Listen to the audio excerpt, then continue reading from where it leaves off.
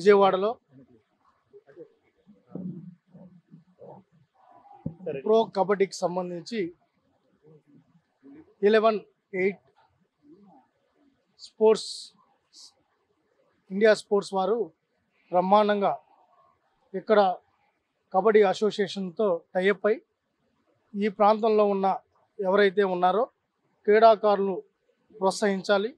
ముఖ్యంగా కబడ్డీకి సంబంధించిన క్రీడాకారులు ఈరోజు అన్ని ప్రాంతాలను కవర్ చేసే విధంగా ఇక్కడ తెలంగాణ కావచ్చు, ఆంధ్ర కావచ్చు 8 టీములుగా డివైడ్ చేసి ఆ 8 టీములు ఈరోజు దాదాపు 10 రోజులు ఈ ఈవెంట్స్ నిర్వహించడం జరుగుతుంది. చాలా బ్రహ్మాండంగా నిర్వహిస్తున్నారు. కబడ్డీ అనేది ఒక ఎమోషన్. ఈరోజు అది మన నరాల్లో పాతుకుపోయిన క్రీడ.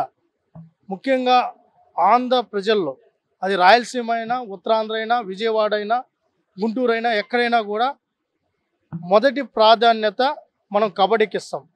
గతంలో కూడా ఆంధ్రప్రదేశ్ కబడ్డీకి పుట్టినలాగా ఉంది. మళ్ళీ ఆ క్రీడను పెంపొందించడానికి రాష్ట్ర ప్రభుత్వం అసోసియేషన్స్, ఫెడరేషన్ సమన్వయంతో ప్రతి ప్రాంతంలోనూ కబడ్డీని ప్రోత్సహించాలనేది ఒక సంకల్పంతో ముందుకెళ్తున్నాం.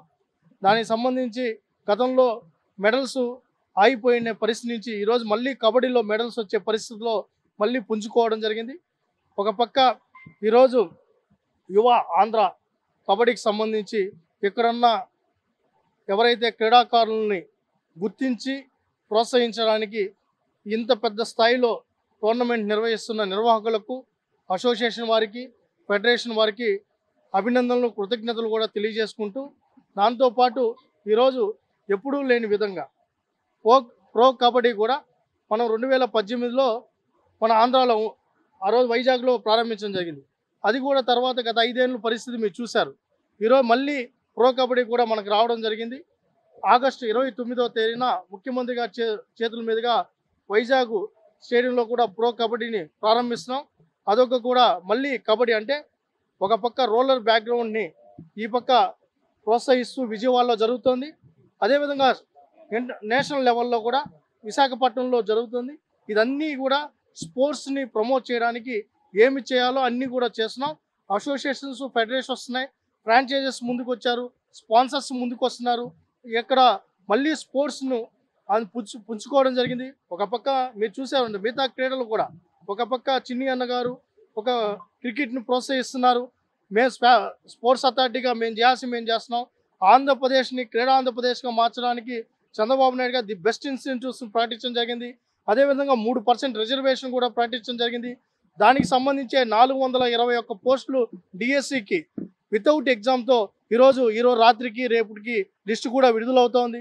దాంతోపాటు గ్రూప్ 1, గ్రూప్ 2 సంబంధించిన పోస్టులు కూడా ఏ నోటిఫికేషన్ ఇచ్చినా, రాష్ట్ర ప్రభుత్వం ఏ నోటిఫికేషన్ ఇచ్చినా ఇంకా క్రీడాకారులకు 3% వితౌట్ ఎగ్జామ్తో ఆ పోస్టులు నియామకం చేయడంతో పాటు పోలీస్ శాఖకు సంబంధించి ఏఎస్ఐ క్యాడర్ వరకు డైరెక్ట్ రిక్రూట్మెంట్ కూడా తీసుకోవడం జరుగుతుంది. 3%. ఒక పక్క ఇన్సెంటివ్స్, ఒక పక్క ఉద్యోగ భద్రత, దాంతోపాటు అసోసియేషన్, ఫెడరేషన్ సమన్వయంతో ది బెస్ట్ ఇన్ఫ్రాస్ట్రక్చర్తో బెస్ట్ గేమ్స్ నిర్వహించాలనేది ప్రణాళికతో ఉందాం. 2029 నాటికి నేషనల్ గేమ్స్ని మొన్ననే ముఖ్యమంత్రి గారు కూడా కలిసి మాండవీస్ గారికి కూడా చెప్పడం జరిగింది. 29 అమరావతి కేంద్రంగా నేషనల్ గేమ్స్ను ఇక్కడే పెట్టడం జరుగుతుంది. దానికి ముందే ఖేలో ఇండియా గేమ్స్ను కూడా నిర్వహించడానికి, అదేవిధంగా స్కేటింగ్ నేషనల్ గేమ్స్, అదేవిధంగా చెస్ నేషనల్ గేమ్స్ కూడా అసోసియేషన్, ఫెడరేషన్స్ సంబంధించి వాటిని కూడా ఆహ్వానించడం జరిగింది. ఇవన్నీ కూడా ఎందుకంటే ది బెస్ట్గా ఈ స్టేట్ స్పోర్ట్స్లో ఉండాలనేది సాయశక్తిలో ప్రయత్నిస్తున్నాం. మీడియా సపోర్ట్ కూడా కావాలి. అసోసియేషన్, ఫెడరేషన్ సపోర్ట్తో ఇది ముందుకు సాగుతుంది.